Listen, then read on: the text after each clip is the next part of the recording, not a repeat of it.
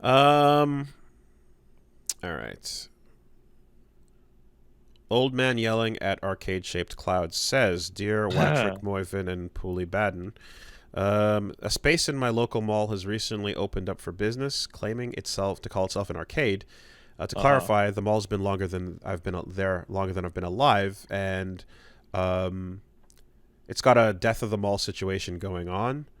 Um, and yeah, I got in a lot of nostalgia. Once upon a time, they had like Tekken Tag on big screens and rows of Mortal Kombat games, etc. Um, and again, it goes on. The new space that replaced all that stuff is called a Clawcade, and it's pretty pathetic. It's all rip-off prize games, claw Oh. machines. The only ray of sunshine is a Neo Geo cabinet tucked in the back. Nothing super interesting loaded onto it, but overall, it's a shambling corpse of my childhood nostalgia, and it made me wonder if any money is actually made setting up stuff like this. Oh yeah, So, it's gambling. yada yada. It goes on to ask about that, and the answer is yeah. Like, why do Claw machines are slot machines. that's it. These things make money if there's a gambling element to it, where people are basically addicted to coming back and trying to get that next one or that next hit. Whether it's dropping the coin into the pusher or the up and down light thing, they're all fixed rates of wins. You can go watch a number of videos about how the settings when you first plug those machines in can let you set a win rate. Yeah, Um, and the win rate's determined by like only 1 out of 10 or 1 out of 50 claw pulls will even give full power to the claw. Like it is a slot machine. Yeah, so you cannot possibly win unless the game has received enough money to make sure it's paid off the prize it's about to give you. There was a test done on some of them where like the ticket feeder, where you do the round circle, you have to stop it right on the mark, and you can use a machine to 100% every single time always hit it frame perfect, and with a machine input cheating essentially Yeah. it always went one off or one before. It never let it hit the bullseye. So, and when it eventually did, it was after X number of coins were put in. So, Yeah, all those machines are regulated by like gambling agencies. yeah, They are slot machines. yeah. So Um, why do they play? Why do places like favor these kinds of things? Obviously, that's what makes money. They also have like things like, and the other question about like why do like light gun games, prize games, and racing games, big cabinets that physically take up a bunch of space are also part of that. It's part of the experience overall. They make it like a cinema thing. Kids are going to jump on a steering wheel or a those are all DVR very machine. spectacular Uh-huh.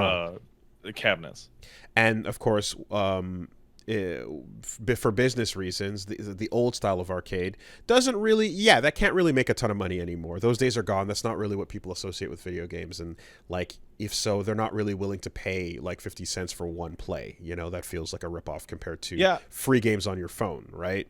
the more Um, things change, the more they stay the same. The claw machine to get your Sonic the Hedgehog doll from 1995 is functionally identical to Grand Blue Fantasy. There's just more steps. Now there is a formula that does work that can still make money with classic arcades, but it's not the token standard play. It's pay a cover, $5 to get in, and Hmm. then you're in a full arcade with free play on everything, and perhaps it's a barcade and there's drinks and you can have some food and drinks and play while you're hanging out for the night. Or you go to like Galloping Ghost, where Hmm. they've got warehouses and warehouses of games to play, where you can basically go hang out with your friends for a night, right? In which Or case, that go down to Pakistan and have the losers subsidize the place. Only the or losers. or take your shot dethroning Arslan Ash. Yes. But no, it feels like the way you can still have old style arcades, still work is, yeah, a barcade situation, or just a normal arcade but pay to enter for the night, as opposed to a per game situation. And then it's worth it because a bunch of friends are super willing to go spend the night out, having some drinks and playing some games, and as long as you want, until the place closes. That's a great night. That's a really fun time, and that's pretty much the only way to do it these days. Hey, I gotta ask you, Wooly. Speaking of arcade nightmares, have you seen the fucking Hurt Box? Yeah, actually, shit, that was on the list, and I forgot to mention it. Yosef on Twitter has shown off. There's a hitbox, which, as we know, gets rid of the stick and puts all buttons on your arcade controller.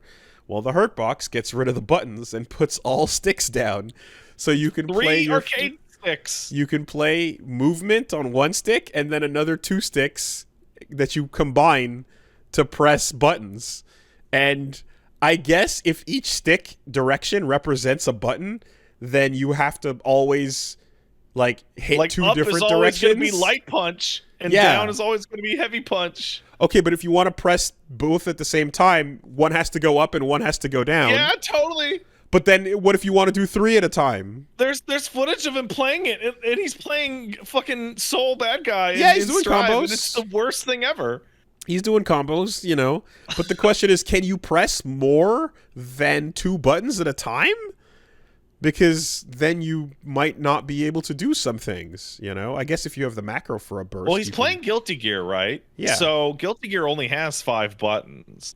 But the So combination of He's buttons. got 16 different, directions with the two.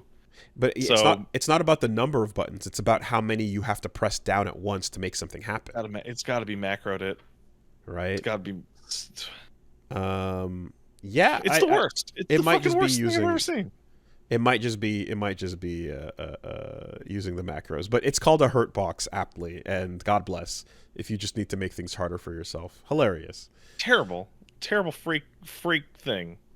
There's only one game that should be forcing that on you, and it's called Bariki 1, Yeah. the fighting game where you move with the buttons and you attack with the stick. I appreciate it for being weird, but also fuck it. Well, it doesn't appreciate itself because there's a reason why like no one knows what the fuck it is.